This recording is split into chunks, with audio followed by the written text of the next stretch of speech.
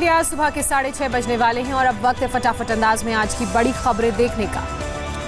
फटाफट खबरों में आपको दिखाएंगे यूपी में लगा 3 दिन का लॉकडाउन। साथ ही बताएंगे देश में कोरोना बेकाबू कैसे हो रहा है। केस 8 लाख के पार हो चुके हैं।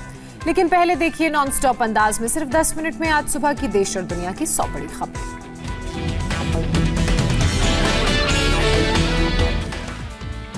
एनकाउंटर के बाद विकास दुबे का कानपुर के भैरव घाट पर भारी सुरक्षा के बीच हुआ अंतिम संस्कार। सिर्फ गिने चुने लोग शामिल हुए। अंतिम संस्कार के वक्त विकास दुबे की पत्नी ऋचा दुबे थी मौजूद। कहा पति के साथ जो हुआ ठीक हुआ। विकास के पिता राम कुमार दुबे अंतिम संस्कार में नहीं गए। विकास के मारे जाने को सही बताया। विकास दुबे के पिता राम कुमार दुबे ने कहा अगर बेटा मेरा कहा मानता तो आज ऐसा नहीं होता। विकास ने जघन्य अपराध किया। विकास दुबे के पोस्टमार्टम में खुलासा 3 गोलियां लगने से हुई मौत। 2 गोली सीने में, 1 गोली कमर में लगी। मारा गया कानपुर कांड का मुख्य आरोपी विकास दुबे। कानपुर से ठीक पहले भौती इलाके में एनकाउंटर। विकास दुबे को ला रही एसटीएफ की गाड़ी हादसे के बाद पलटी। मौका पाकर भाग रहे विकास को पुलिस ने मार गिराया। एक्सीडेंट में घायल कांस्टेबल की पिस्टल छीनकर भाग रहा था विकास। भागने के दौरान एसटीएफ की दूसरी टीम से एनकाउंटर। 4 सिपाही भी घायल। यूपी पुलिस का दावा विकास दुबे को पहले सरेंडर के लिए कहा गया। गोली चलाने के बाद जवाबी फायरिंग हुई। एसटीएफ ने बयान जारी कर कहा लंबे ड्राइव के कारण थका था ड्राइवर। अचानक भैंसों के झुंड के सामने आने के कारण हुआ एक्सीडेंट। रास्ते में विकास की गाड़ी बदलने पर पुलिस की सफाई। कहा बार बार मोबाइल फुटेज बनाया जा रहा था इसलिए कार बदली। सामान्य प्रक्रिया करार दिया। पोस्टमार्टम वाली जगह पर पुलिस के पहुंचने पर लोगों ने माला पहनाकर स्वागत किया। एनकाउंटर को सही बताया। इटावा के लोगों ने किया पुलिस का सम्मान। विकास दुबे के साथ बउआ दुबे उर्फ प्रवीण के मारे जाने से खुश हैं इटावा के लोग। विकास दुबे के एनकाउंटर के बाद उसके गांव बिकरू में खुशी की लहर। लोगों ने आतंक के युग का अंत बताया। बिकरू गांव में विकास दुबे के नौकर दयाशंकर की सरकारी राशन की दुकान से 7 बम मिले। पुलिस ने डिफ्यूज किया। विकास दुबे के एनकाउंटर पर अखिलेश ने योगी सरकार को घेरा। कहा कार नहीं पलटी, सरकार पलटने से बच गई। कांग्रेस महासचिव प्रियंका गांधी ने पूछा सवाल। कहा अपराधी का अंत हो गया। अपराध और उसको संरक्षण देने वाले लोगों का क्या होगा। मायावती ने सुप्रीम कोर्ट की निगरानी में पूरे मामले की जांच की मांग की। 8 शहीद पुलिस वालों के इंसाफ के लिए जांच की जरूरी बताया। कांग्रेस नेता दिग्विजय सिंह ने कहा जिसका शक था वही हो गया। विकास के एनकाउंटर के साथ राज दफन हो गए। शिवसेना नेता संजय राउत ने कहा एनकाउंटर को मुद्दा बनाना ठीक नहीं। विकास दुबे का ऐसा ही अंत होना चाहिए था। नोएडा के गैंगस्टर सुंदर भाची के गुर्गे सतबीर बंसल पर पुलिस का शिकंजा। 64 लाख कीमत के 3 ट्रक, 1 एसयूवी जब्त हुई। भारत में कोरोना ग्राफ 8 लाख के पार। केवल 4 दिन में बढ़े 1 लाख केस। 24 घंटे में वायरस से 475 लोगों की जान गई। देश भर में अब तक 21,604 लोगों की मौत। भारत में कोरोना से मरने की दर में कमी आई। 2.7% हुआ कोरोना डेथ रेट। 2021 के पहले भारत में कोरोना वैक्सीन बनना मुमकिन नहीं। सूत्रों के मुताबिक विज्ञान और प्रौद्योगिकी पर संसदीय कमेटी को दी गई जानकारी। यूपी में 55 घंटे के लॉकडाउन की हुई शुरुआत। सोमवार सुबह 5 बजे तक न शहर के मार्केट्स खुलेंगे न गांव के बाजार।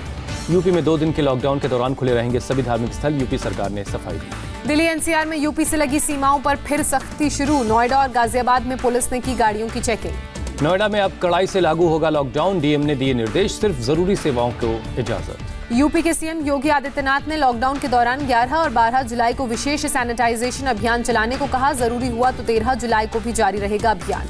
एम्स के डायरेक्टर रणदीप गुलेरिया ने कहा कि छोटे लॉकडाउन का कोई फायदा नहीं। वायरस का चेन तोड़ने के लिए चाहिए कम से कम 14 दिन। यूपी में 24 घंटे में कोरोना के रिकॉर्ड 1347 नए मामले सामने आए। आपको बता दें कि एक दिन में 27 लोगों की मौत हुई। संक्रमितों की संख्या बढ़कर 33,709 हुई।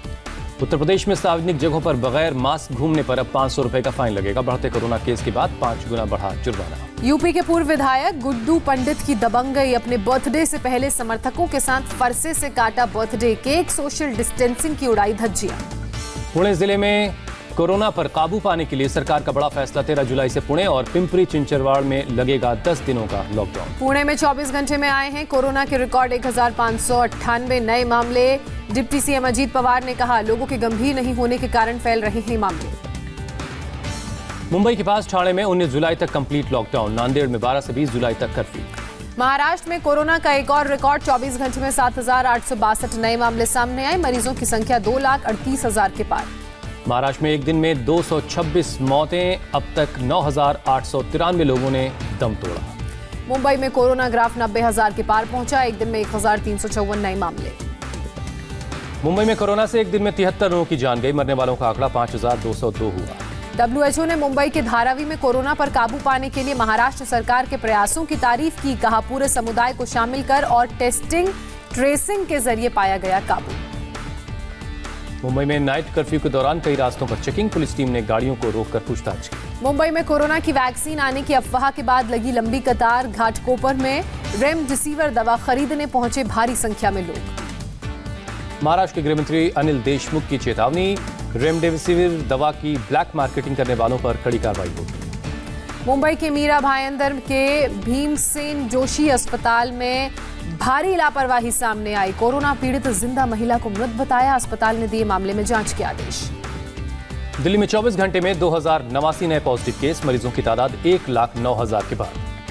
दिल्ली में कोरोना से 24 घंटे में 42 लोगों ने दम तोड़ा। मौत का आंकड़ा 3300 हुआ।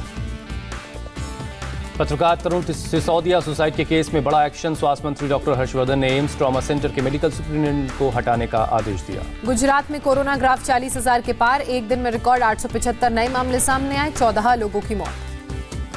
सूरत में कोरोना की सुपर स्पीड, एक दिन में 269 नए केस। अहमदाबाद में 165 लोगों की रिपोर्ट पॉजिटिव। हरियाणा में कोरोना के 565 नए मामले। मरीजों का आंकड़ा 19,934 पर पहुंचा। पंजाब में एक दिन में 217 लोग पॉजिटिव पाए गए। अब तक 7,357 पॉजिटिव केस, 187 लोगों की जान गई। पंजाब में 12वीं के बचे हुए सभी एग्जाम्स रद्द हुए। बेस्ट परफॉर्मिंग सब्जेक्ट के हिसाब से तय होंगे रिजल्ट। पश्चिम बंगाल में कोरोना का नया रिकॉर्ड। एक दिन में 1,198 नए केस, 26 मौत। मरीजों की तादाद 27,109 हुई। मध्य प्रदेश में एक दिन में 316 कोरोना के नए मामले सामने आए। अब तक कुल 638 लोगों की मौत। बिहार में एक दिन में 352 नए पॉजिटिव केस, संक्रमितों की तादाद 14,330 हुई। एम्स पटना को डेडिकेटेड कोरोना अस्पताल घोषित किया गया। बिहार सरकार ने ऐलान किया। राजस्थान में एक दिन में 611 नए केस, 6 मौतें। मरीजों की तादाद 23,174 हुई। राजस्थान के जोधपुर में कोरोना मरीज ने अस्पताल के दरवाजे के शीशे तोड़े। उचित इलाज नहीं मिलने पर गुस्सा दिखा। तमिलनाडु में एक दिन में 3,680 पॉजिटिव केस, 24 घंटे में 64 मौत। मरीजों की संख्या 1,30,261 हुई। कर्नाटक में 2,313 नए मामले सामने आए। 57 लोगों की मौत। 33,418 तक पहुंचा कोरोना मीटर। आंध्र प्रदेश में एक दिन में सबसे ज्यादा 1,608 मामले सामने आए। अब तक 25,422 लोग इन्फेक्टेड हैं। जम्मू कश्मीर में कोरोना के 387 नए मामले सामने आए। जम्मू डिवीजन में 87 मामले, कश्मीर में 290 केस। पाकिस्तान के नौशेरा सेक्टर में फिर तोड़ा सीज फायर। फायरिंग में एक भारतीय जवान शहीद हुआ। भारत में चीन के राजदूत ने बदला सूर। कहा, भारत और चीन पार्टनर होने चाहिए, ना कि प्रतिद्वंदी। रक्षा मंत्री राजनाथ सिंह ने पूर्वी लद्दाख में मौजूदा हालात की समीक्षा की। सीडीएस बिपिन रावत और आर्मी चीफ भी मौजूद रहे। बोइंग ने वायुसेना को डिलीवर किए सभी 22 अपाचे और 15 शिनूक हेलीकॉप्टर। इंडियन एयरफोर्स की ताकत और बढ़ी। अंतरिक्ष में चीन को बड़ा झटका। बीच रास्ते में फेल हुआ रॉकेट का प्रक्षेपण। अपने नेताओं पर लगे अमेरिकी प्रतिबंध से बौखलाया चीन। जवाबी कार्रवाई की दी धमकी। लोकसभा सांसदों के साथ आज बैठक करेंगी सोनिया गांधी। वीडियो कॉन्फ्रेंसिंग के जरिए राजनीतिक हालात पर होगी चर्चा। चिराग पासवान ने कोरोना संकट के बीच बिहार में विधानसभा चुनाव कराने पर उठाए सवाल। कहा, लोगों की जिंदगी खतरे में डालना ठीक नहीं। राजस्थान में कांग्रेस के 24 विधायकों ने लगाया बीजेपी पर इल्जाम। गहलोत सरकार को गिराने की साजिश रचने का आरोप। राजस्थान एटीएस ने कांग्रेस के हॉर्स ट्रेडिंग के आरोप पर की कार्रवाई। 2 लोगों के खिलाफ देशद्रोह और आपराधिक साजिश रचने का केस दर्ज किया। केरल गोल्ड स्मगलिंग केस में आरोपी महिला स्वप्ना सुरेश पर लगा यूएपीए एक्ट। एनआईए ने केरल हाईकोर्ट को जानकारी दी। केरल के मल्लापुरम में बीजेपी युवा मोर्चा का प्रदर्शन। गोल्ड स्कैम मामले में लेफ्ट सरकार के खिलाफ नारेबाजी। पीएम मोदी ने 750 मेगावाट के सोलर परियोजना देश को समर्पित की। मध्य प्रदेश के रीवा में वीडियो कॉन्फ्रेंसिंग के जरिए उद्घाटन किया। पीएम मोदी ने कहा, अब एशिया का सबसे बड़ा सोलर पावर प्रोजेक्ट रीवा में। दिल्ली मेट्रो को भी होगा फायदा। राहुल गांधी ने यूनिवर्सिटी की फाइनल परीक्षाओं को रद्द करने की मांग की। कहा, पिछली परीक्षा के आधार पर पास किए जाएं स्टूडेंट्स। आईसीएसई ने 10वीं और 12वीं का रिजल्ट जारी किया। 10वीं में 99% तो 12वीं में 96% स्टूडेंट्स पास। अरुणाचल प्रदेश में लैंडस्लाइड ने ढाया कहर। 7 लोगों की मौत। पीएम मोदी ने अफसोस जताया। अरुणाचल प्रदेश के पासी घाटी में नदी की तेज धारा में फंसे पति और पत्नी। एनडीआरएफ की टीम ने किया रेस्क्यू। गुजरात के भुज में भारी बारिश के बाद शहर के कई हिस्सों में पानी भरा। लोगों का घर से निकलना मुश्किल हुआ। दिल्ली एनसीआर में आधी रात को भारी बारिश। उमस भरी गर्मी से मिली राहत। बारिश से पहले कई जगह आसमान में गरजी बिजली। असम में ब्रह्मपुत्र ने दिखाया अपना विकराल रूप, आसपास रहने वालों पर मंडराया खतरा। ब्रह्मपुत्र का पानी खतरे के निशान से ऊपर, डिब्रूगढ़ में नदी के किनारे लोगों को हटाया गया। बिहार में आकाशीय बिजली से 8 लोगों की मौत, अररिया में 4, पूर्णिया में 2 और बांका और किशनगंज में एक शख्स की जान गई। राजस्थान में नागौर के सांसद ने पीएम मोदी को खत लिखा, टिड्डियों के हमले को राष्ट्रीय आपदा घोषित करने की मांग की। मुंबई के बोरीवली वेस्ट में एक शॉपिंग सेंटर में आग लगी, मोबाइल फोन की 2 दुकानें को नुकसान हुआ, फायर ब्रिगेड की 20 गाड़ियों ने आग पर काबू पाया। एम्स के जूनियर डॉक्टर ने अस्पताल की 10वीं मंजिल से लगाई छलांग, डॉक्टर ने दम तोड़ा, डिप्रेशन की समस्या से जूझ रहे थे।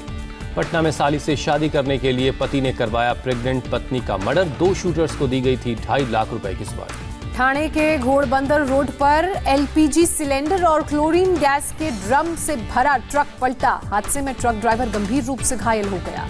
मध्य प्रदेश के होशंगाबाद में सड़क हादसे में बाल बचे पिता और बेटी, कार ने स्कूटी को मारी जबरदस्त टक्कर। नेपाल के प्रधानमंत्री केपी शर्मा ओली के भविष्य पर फैसला 1 हफ्ते के लिए टला, कम्युनिस्ट पार्टी की स्टैंडिंग कमेटी की बैठक टली। बैठक टलने के बाद नेपाल के पीएम ओली ने राष्ट्र को संबोधित किया, कहा किसी पार्टी में मतभेद होना सामान्य सी बात है, नेपाल की एकता अखंडता की रक्षा करेंगे। नेपाल में भारी बारिश के बाद बाढ़ और लैंडस्लाइड, 10 से ज्यादा लोगों की मौत, 40 से ज्यादा लापता। अमेजन ने अपने कर्मचारियों को मोबाइल से टिकटॉक डिलीट करने के लिए कहा, 5 घंटे बाद फैसला वापस लिया, कहा गलती से जारी हुआ ईमेल। सिंगापुर में ली सिएन लुंग की पीपुल्स एक्शन पार्टी फिर सत्ता में लौटी, आम चुनाव में 93 में से 83 सीटों पर कब्जा किया। दुनिया में कोरोना के 12 करोड़ से ज्यादा केस, सिर्फ 6 हफ्तों में डबल हुए कोरोना के मरीज। इंग्लैंड के खिलाफ पहले टेस्ट में वेस्ट इंडीज मजबूत, पहली पारी में बनाए 318 रन, मिली 114 रनों की लीड।